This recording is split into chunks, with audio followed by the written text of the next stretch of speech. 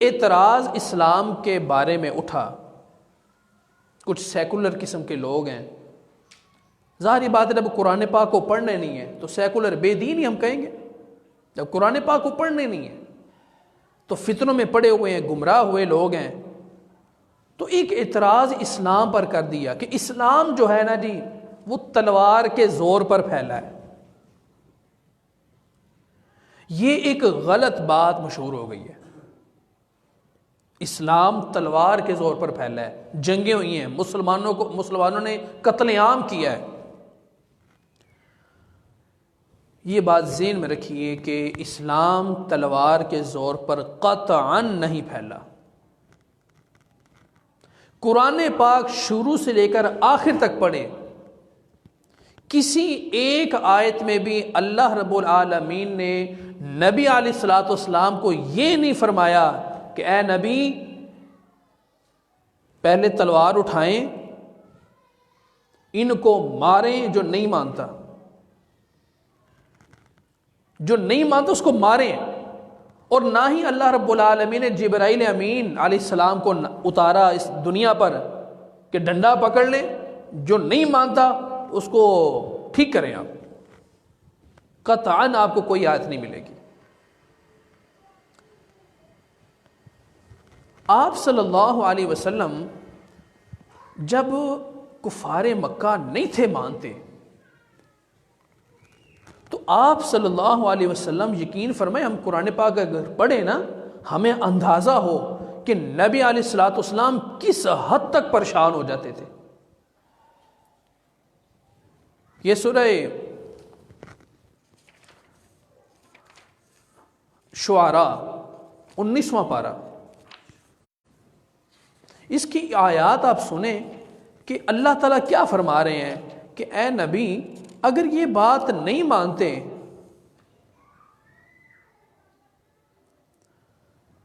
تو کیا آپ خود کو ہلاک کر لیں گے؟ لعلک باخع نفسک، کیا آپ اپنے آپ کو گلا گھونٹ کے مار دیں گے؟ اللہ یکونوا مؤمنین، اس وجہ سے کہ یہ ایمان نہیں لاتے۔ ہم سب جانتے ہیں جب انسان انتہا درجے کا پریشان بیٹھا ہونا کسی بھی وجہ سے، اس کا گلا تنگ ہونا شروع ہو جاتا ہے، گلا گھٹنا شروع ہو جاتا ہے، گھٹن سی آتی ہے۔ تو نبی علیہ الصلوۃ والسلام امت کی ایسی فکر کہ لوگ نہیں مان رہے، نبی علیہ الصلوۃ والسلام پریشان ہو رہے ہیں، کیا کریں؟ اللہ تعالیٰ فرماتے ہیں کہ اے نبی آپ کا کام ہے پہنچا دینا، فاصدع بما تؤمر، آپ کا کام ہے جو آپ کو حکم دیا گیا آپ پہنچائیں۔ وَأَعْرِضْ عَنِ الْمُشْرِكِينَ، نہیں مانتے آپ اعراض کریں، ان سے رخ بدل لیں، نہ ان کی طرف اتنی توجہ کریں، آپ اپنی گلا گھونٹ کے خود کو ہلاک کر لیں گے۔ نبی علیہ الصلوۃ والسلام کا تو طریقہ تبلیغ یہ تھا، لوگ نہیں تھے مانتے، نبی علیہ الصلوۃ والسلام خود پریشان ہو جاتے تھے۔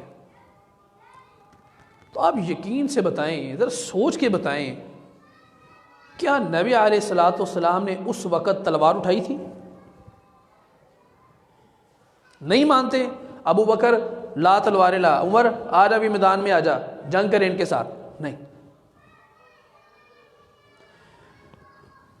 40 سال کی عمر تک نبی علیہ الصلوۃ والسلام نے اپنا اچھا رویہ، اپنا اخلاق لوگوں کے سامنے پیش کیا کہ لوگوں 40 سال گزارے ہیں، کیسا میرا اخلاق، میرا رہن سہن، کیسا پایا تم نے مجھے؟ یقین فرمائے مشرکین مکہ بیک زبان ہو کر کہتے ہیں آپ جیسا صادق، آپ جیسا امین، آپ جیسا انصاف کرنے والا ہم نے کبھی دیکھا ہی نہیں ہے۔ ہم نے کئی مرتبہ آپ کو آزمایا ہے، تجربہ کیا ہے، لیکن آپ ہمیشہ ہر بات میں سچے ہیں۔ اب آپ ذرا غور کر کے بتائیں، کیا نبی علیہ الصلوۃ والسلام نے جو 40 سال جو عرصہ گزارا تھا ان لوگوں کے اندر، تو کیا نبی علیہ الصلوۃ والسلام نے کوئی تلوار اٹھائی تھی اس زمانے میں؟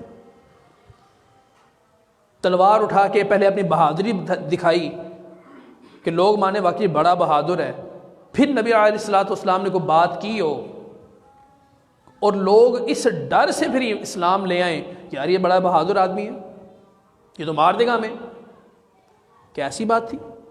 قطعاً نہیں۔ نبی علیہ الصلوۃ والسلام نے اپنا اچھا اخلاق امت کے سامنے پیش کیا کہ لوگوں یہ میرا اخلاق ہے۔ اب بات مانو، جب میں نے کبھی جھوٹ نہیں بولا، میں نے کبھی امانت میں خیانت نہیں کی، انصاف پر مبنی بات کی ہے، تو ایک اور بات میں آج کرنے لگا ہوں، وہ بھی بالکل سچی بات ہے، انصاف کی بات ہے، جچی تلی بات ہے۔ وہ کیا جی؟ قولوا لا الہ الا اللہ۔ لوگوں الہ اللہ کو مان لو، اس کے علاوہ کوئی الہ نہیں ہے۔ تو اسی وقت جو آپ صلی اللہ علیہ وسلم کو صادق و امین کہہ رہے تھے، فتوے لگنا شروع ہو گئے، جھوٹا معاذ اللہ، دماغ کام نہیں کر رہا، مجنون، اس طرح کے الفاظ۔ ذرا غور کر کے بتائیے، نبی علیہ الصلوۃ والسلام نے اسی وقت تلوار اٹھا لی تھی؟ نہیں، آپ صلی اللہ علیہ وسلم اللہ کا دین پھیلاتے رہے، پہنچاتے رہے، نہیں تھے مانتے، آپ خود پریشان ہو جاتے تھے، لیکن ایسا کوئی کام نہیں کیا۔ تو پھر آج کے زمانے میں کیسے کہا جاتا ہے کہ یہ اسلام تلوار کے زور پر پھیلا ہے، تلواریں چلی تب اسلام پھیلا ہے؟ نہیں، تلواریں کب چلتی ہیں؟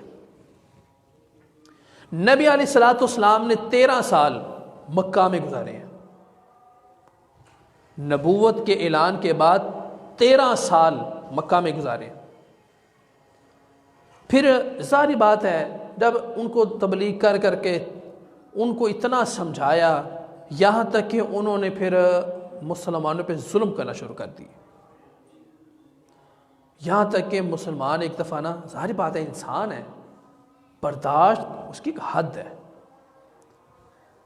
کچھ صحابہ آپ علیہ السلام کے پاس آ کے کہتے ہیں کہ اللہ کے رسول اب ظلم نہیں سہا جاتا، کیا کریں؟ تو اللہ رب العالمین نے اس وقت ہجرت کا حکم نازل کر دیا کہ آپ یہاں سے چلے جائیں۔ پہلی ہجرت ہوئی تھی حبشہ کی طرف، پھر دوسری ہجرت مسلمانوں کی حبشہ سے مدینہ کی طرف، لیکن نبی علیہ الصلوۃ والسلام وہ حبشہ نہیں گئے، نبی علیہ الصلوۃ والسلام سیدھا مدینہ گئے۔ وہاں جا کر وہاں کے احوال جب دیکھیں، لوگ تو ان کا انتظار کر رہے تھے، کیونکہ ان لوگوں کے دل کے اندر یہ بات پہلے سے موجود تھی کہ مکہ میں ایک نبی نے اعلان کیا کہ میں اللہ کا رسول ہوں، ایک انسان نے دعویٰ کیا ہے، اور انہوں نے یہودیوں سے اس بارے میں سنا بھی ہوا تھا۔ نبی علیہ السلام وہاں پر گئے، وہ نشانیاں دیکھی، آپ اللہ کے رسول ہیں، آپ ادھر آئیں۔ تو آپ صلی اللہ علیہ وسلم پھر وہاں پر جب گئے، ایک منظم جماعت بنی۔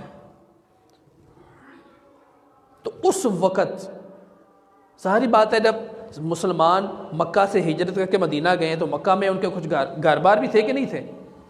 تو مشرکین مکہ نے وہ بیچنا شروع کر دیا، قبضہ کرنا شروع کر دیا۔ تو مسلمانوں کو جب یہ بات پہنچی تو بڑی تکلیف ہوئی۔ تو پھر اللہ رب العالمین نے حکم دیا کہ اب بہت ہو گیا، 13 سال تھوڑا عرصہ نہیں ہے، بڑا عرصہ ہے۔ اب حکم آیا وَقَاتِلُوهُمْ حَتَّى لَا تَكُونَ فِتْنَةٌ، اب ان سے قتال کریں، ان سے مارکا کریں، جنگ کریں، یہاں تک کہ کوئی فتنہ باقی نہ رہے، اور سب سے بڑا فتنہ شرک باقی نہ رہے۔ اب یہاں سے کچھ لوگوں کو غلط فہمی ہے، جو میں نے پہلے بات کی ہے کہ دیکھیں اللہ تعالیٰ کہہ رہے ہیں ان کو ماریں، قتال کریں ان کے ساتھ۔ یہ بات سمجھ لیجئے کہ قتال اور جنگ کرنے کے کچھ اصول ہوتے ہیں۔ نبی علیہ الصلوۃ والسلام کی جو مکی زندگی ہے، جو سال مکہ میں گزارے ہیں، اس سال جنگ کا حکم ہوا ہی نہیں ہے۔ آپ قرآن پاک کا مطالعہ کریں کہ جتنے بھی وہ صورتیں جس میں جنگی احوال بیان ہوئے ہیں، جنگ کا حکم دیا گیا ہے، وہ ساری کی ساری مدنی صورتیں ہیں۔ وجہ کیا ہے؟ وجہ یہ ہے کہ مکہ میں آپ صلی اللہ علیہ وسلم کے پاس وہ سربراہی نہیں تھی، وہ حکومت نہیں تھی، وہ اقتدار نہیں تھا۔ پھر جب آپ صلی اللہ علیہ وسلم مدینہ میں گئے، وہاں آپ ایک حاکم کی حیثیت سے گئے، سربراہ بنے، حکومت میں آئے، اقتدار میں آئے، تو صحابہ کرام کو اکٹھا کیا، ایک منظم جماعت قائم کی، اسلامی شریعتوں کا نفاذ کیا۔ اب وہاں پر حکم ہوا کہ اب آپ کے پاس ایک منظم جماعت موجود ہے، آپ اقتدار میں آ گئے ہیں، لوگ آپ کے ماتحت بن چکے ہیں، اب قتال کریں۔ تو قتال کا حکم ہر آنے والا بندہ نہیں کر سکتا، نہ شریعت اس کی اجازت دیتی ہے۔ اس کے لیے ضروری ہے کہ ایک منظم جماعت ہو، حکومت اسلامیہ ہو، اور اس کے مد مقابل جو دوسرے لوگ ہیں وہ اسلام کو ختم کرنے کے لیے آ رہے ہیں، مٹانے کے لیے آ رہے ہیں۔ اب شریعت کہتی ہے اب یہ حکم ہے قتال کرو ان کے ساتھ۔ جنگ کا حکم ہمیشہ ان حالات میں دیا گیا تھا کہ جب لوگ اسلام کو مٹانے کے لیے آئے تھے، اس وقت کہا تھا کہ ختم کریں ان کو۔ اب یہ سورہ انفال ہے نا جی، اب اس کے اندر یہ آیت آپ سنیں، آپ حیران ہو جائیں گے کہ ایسے سخت الفاظ قرآن پاک میں اللہ رب العالمین نے نازل فرمائے ان مشرکوں کے بارے میں جو اسلام کو مٹانے کے لیے آئے تھے۔ اللہ تعالیٰ فرماتے ہیں فَضْرِبُوا فَوْقَ الْأَعْنَاقِ، ان کی گردنیں اڑا کے رکھ دیں۔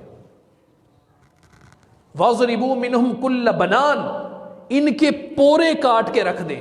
جن ہاتھوں سے تلوار اٹھا کر اسلام کو ختم کرنے کے لیے آ رہے ہیں، پورے کاٹ کے رکھ دیں ان کے۔ اب ذرا غور کر کے بتائیں، میں اپنا تھوڑا سا کمپیئر، کچھ موازنہ کرنے لگا ہوں۔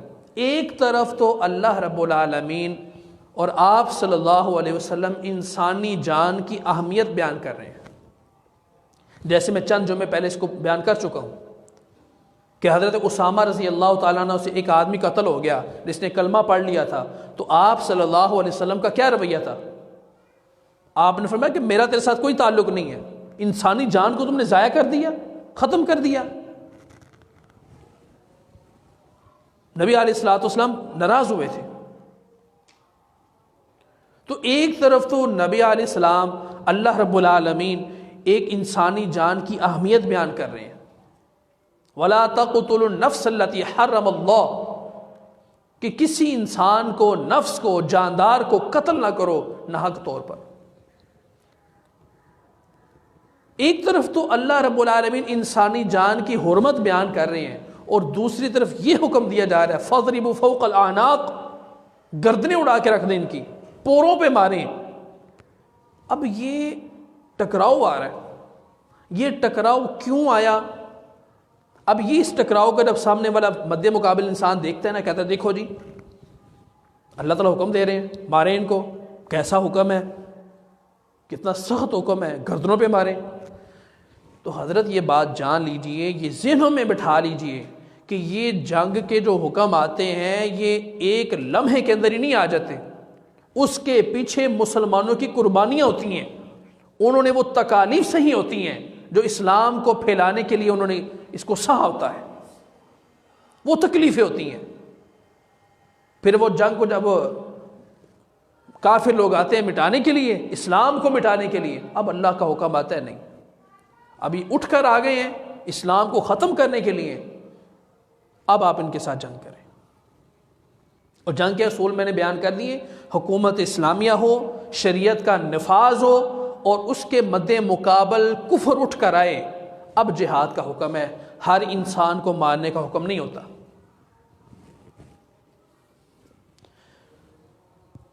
جنگ کے موقع پہ صرف انہی افراد کو مارا جاتا ہے کہ جو اس وقت جنگ میں موجود ہوتے ہیں، عام عوام تو نہیں، اس کو تو مارنے کا حکم نہیں ہے، چاہے کافر ہیں، نہیں حکم۔ ایک موقع پہ نبی علیہ الصلوۃ والسلام نے ارشاد فرما دیا تھا کہ عورتوں کو، بچوں کو اور بوڑھوں کو نہیں مارنا، جو جوان ہیں، جو جنگ کے لیے آ رہے ہیں، لڑنے کے لیے آ رہے ہیں، آپ نے ان کے ساتھ لڑنا، ان کو مارنا ہے، وہ بھی جب مارنے کے لیے خود آ رہے ہیں۔ آپ صلی اللہ علیہ وسلم اگر روایات کو دیکھا جائے تو نبی علیہ الصلوۃ والسلام جب کسی علاقے کو فتح کرنے کے لیے جاتے ہوتے تھے تو رکتے تھے. یہ بات بڑی اہم ہے ہمارے اسی موضوع کے متعلق ہے. کیا تلوار کے ساتھ اسلام پھیلا؟ نہیں. نبی علیہ الصلوۃ والسلام جب کسی علاقے میں جاتے ہیں کہ ہم نے یہ علاقہ فتح کرنا ہے تو سب سے پہلے وہاں پر رکتے، ہم دیکھیں کیا یہ لوگ مسلمان ہیں بھی یا نہیں ہیں. یہ نہ ہو کہ مسلمان ہوں اور ہم حملہ کر دیں، بعد میں پتہ چلے کہ یہ تو مسلمان لوگ تھے. تو بسا اوقات یہ ہوتا تھا کہ وہاں پر اذان ہوتی تھی صبح فجر کے وقت، تو آپ صلی اللہ علیہ وسلم سمجھ جاتے اذان ہو رہی ہے، اشہد ان لا الہ الا اللہ اشہد ان محمد رسول اللہ. جب یہ صدائیں بلند ہونی تو نبی علیہ الصلوۃ والسلام کہتے تھے یہ تو مسلمان ہیں. اچھا وہ ہم نے انتظار کیا. اور جس علاقے میں ایسا نہ ہوتا تو نبی علیہ السلام وہاں پر پیغام بھیجتے، میں اللہ کا رسول ہوں، میری اطاعت کرو، اللہ کو الہ مانو. تو جب وہ پیغام پہنچتا وہ لوگ نہ مانتے تو آپ صلی اللہ علیہ وسلم ان کو پیغام بھیجتے، تمہارے پاس 3 دن کی مہلت ہے، یا مان لو یا یہاں سے نکل جاؤ. جب یہ دونوں کام نہ ہوتے اس کے بعد نبی علیہ الصلوۃ والسلام وہاں پر حملہ کرتے. یہ جنگی اصول ہوتے ہیں، تبلیغ کے بھی اصول ہوتے ہیں. پہلے بات کو سمجھایا جائے، حد درجے تک سمجھایا جائے، بات کوئی نہ سمجھے اس کے بعد بات کی جائے. جی وہ بھی انفرادی طور پر نہیں. ہمیشہ اسلام یہی چاہتا ہے کہ ایک منظم جماعت ہو، اگر جنگ کی نوبت پیش آ جائے تو حکومت طے کرے، اسلامی حکومت جہاں پہ شریعت کا نفاذ ہے وہ طے کرے کیسے کرنی.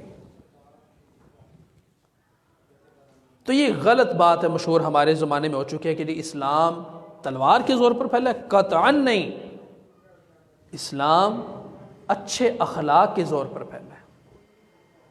بہت سارے ایسے کافر لوگ تھے جو آپ صلی اللہ علیہ وسلم کا اخلاق دیکھ کر مسلمان ہوئے.